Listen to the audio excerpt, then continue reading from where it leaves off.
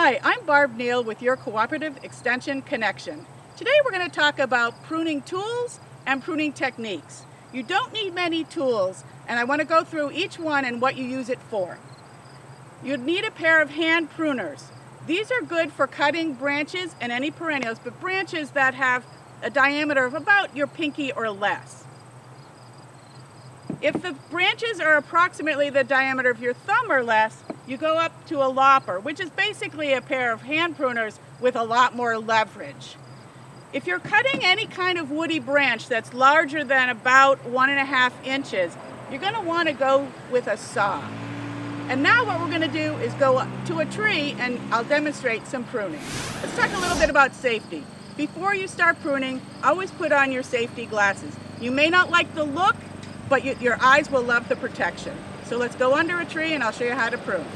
We're under this lovely honey locust, and I'm just going to remove one branch. And notice I go right to the fork of the branch and then cut it off like that.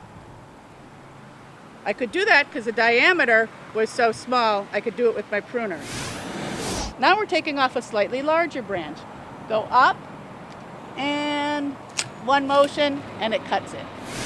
Now we're tackling something a little bit larger. What I want you to see is this little swelling right up here. That's called the branch bark ridge. And you want to make the cut at a slight angle just outside that bark branch ridge, at a slight angle. So this would be the angle you would cut. Now I'm not cutting this big branch off the tree, but if I were, I would need to make 3 cuts. The first cut, you cut up underneath, and you go in about maybe 1/2 inch. Then you would cut the whole branch off, and if it rips, it'll only rip to that cut. Finally, you make your really nice cut just outside the branch bark ridge at an angle, just like that. Now, a lot of people ask me, Barb, what do you put on those wounds? The answer is nothing. The tree does not need any kind of paint or covering.